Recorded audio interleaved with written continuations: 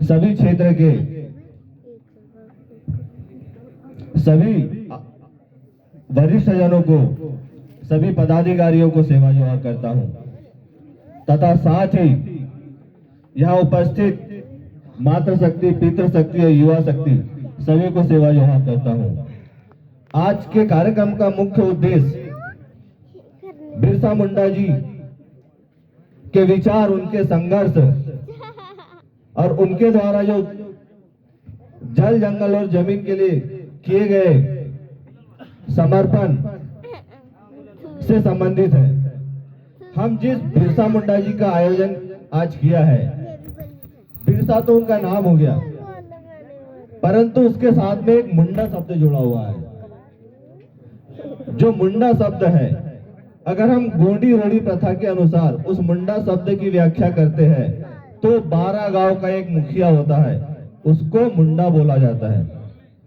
यहाँ सियाने लोग हैं, क्यों दादाजी, ये सही या झूठ बात है? वह थे हमारे मुंडा जी। सही बात है, बोला करो ना। ऐसे कई मुंडा उनके साथ में थे 12 गांव के।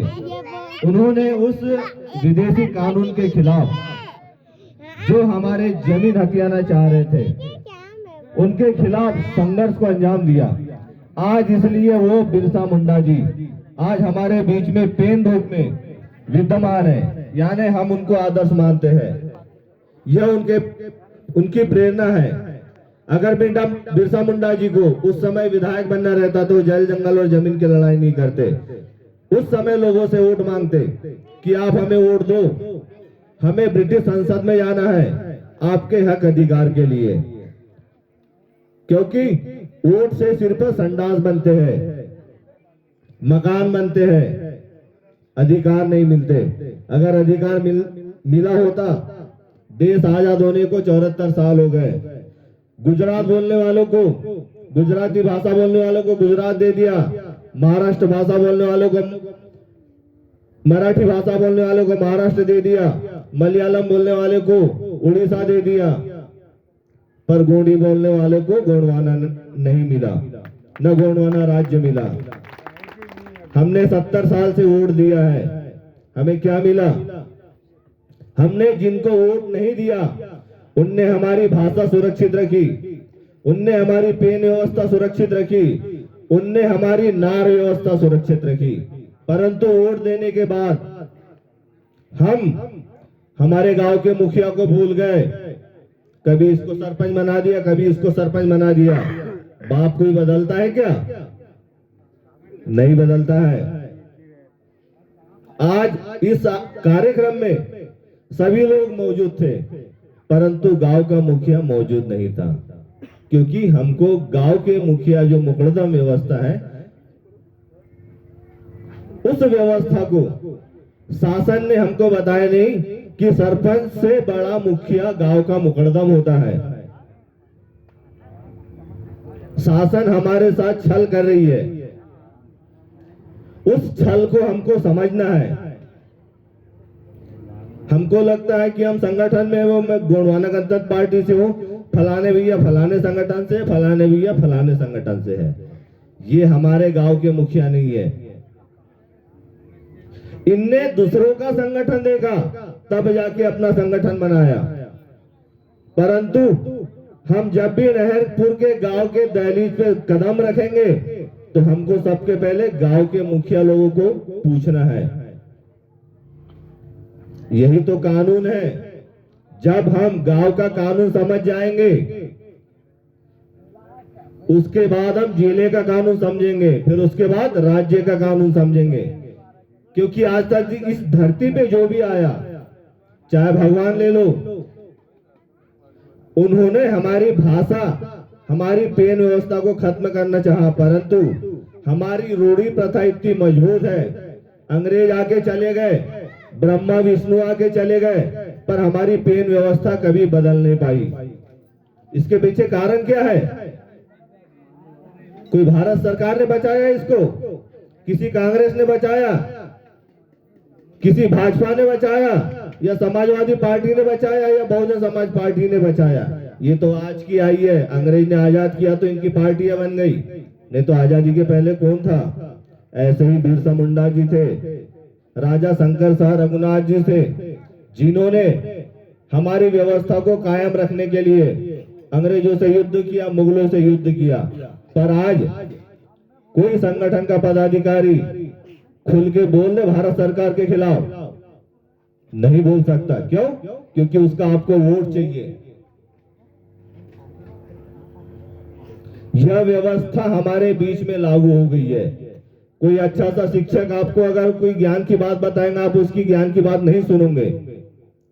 कोई बाहर का चिचोली क्या का भुट्टा चोर, कांग्रेस का हो या भाजपा हो या किसी अन्य दल का, वो मीठी मीठी बातें बताएगा।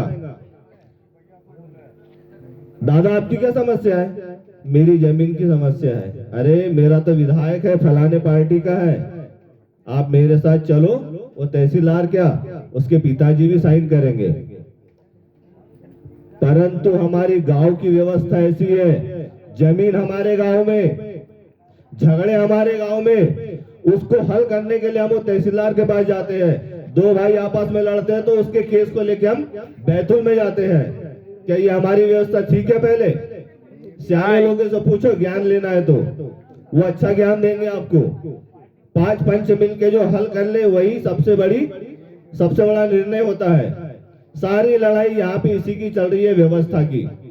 किसी पार्टी की लड़ाई नहीं चल रही है पूरे देश में। कांग्रेस 5 साल रात करती है, बीजेपी उस काले कारनामे पे पत्थर रखती है और हमको लगता है ये गलत है ये सही है, ये गलत है तो ये सही है। देश आजाद हुआ किन कारणों से हुआ किसी को नहीं मालूम। क्यों? क्योंकि हमने वो चीज पढ़ी नहीं है। हमको आगे तो बढ़ना है। अध्याय 5 में सीधे चले जाते हैं, उसके पहले 1-2 का पता ही नहीं। हमको जब भी आगे बढ़ना है तो थोड़ा पीछे का पढ़ना बहुत जरूरी है। पीछे का क्या पढ़ना है? पुराने सियाने हमारे हैं, इनको पढ़ना है, इनने आज तक क्या किया, तो ही हम आगे बढ़ पाएंगे। क्योंकि इनने वो जीवन गुजार दिया है, उन्हीं के जीवन को देखते हुए हमको थोड़ा सा आगे बढ़ना है। अंग्रेज चले गए, लोग बोलते कि फलाने ने आजादी दिलाई, महात्मा गांधी ने दिलाई।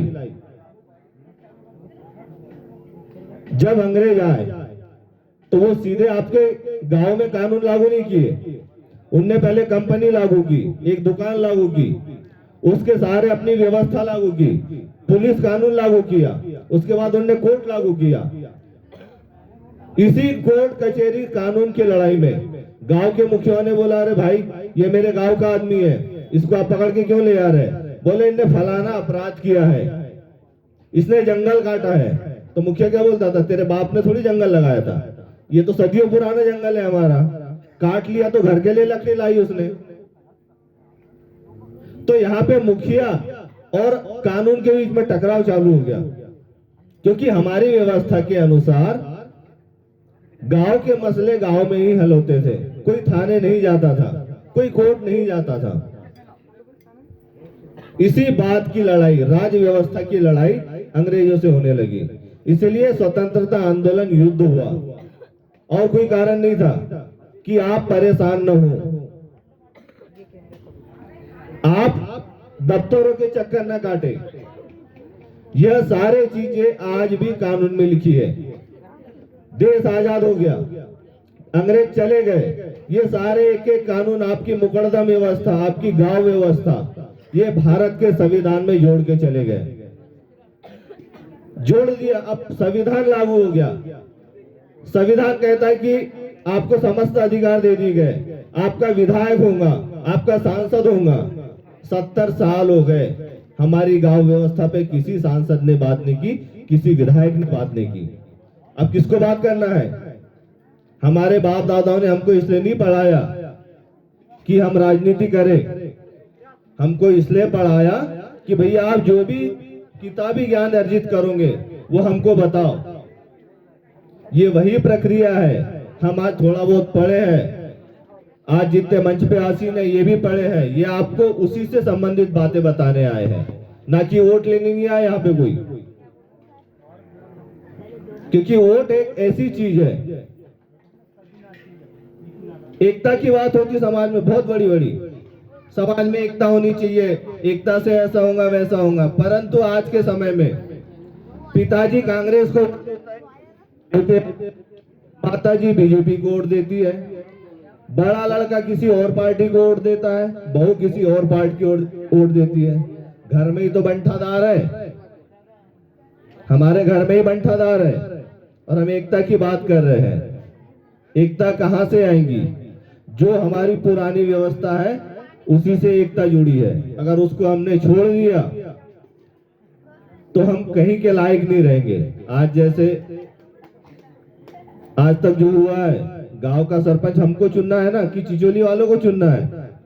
चिचोली वाले सेठ आके बोलते हैं अरे उसको सरपंच मत बनाओ, उसको सरपंच बनाओ, क्योंकि वो उसके यहाँ पानी भरता है। पर आज समझदार हो गए हैं, हमारी दृष्टि अच्छी है, हमारी वाणी अच्छी है, इसलिए दिमाग में अच्छे विचार आते हैं। इन्हीं विचारों को मद्देनजर रखते हुए हमें जो भी काम करना है सलाह विचार से करना है, क्योंकि संविधान जब बना तो उसमें सबके पहले हमारी चीजों को पटल पे रखा गया है। भारत का संविधान ऐसे नहीं बना है 258 राजाओं ने सहमति दी है, उसके बाद भारत का संविधान बना है, उसी के बाद यह भारत देश बना है।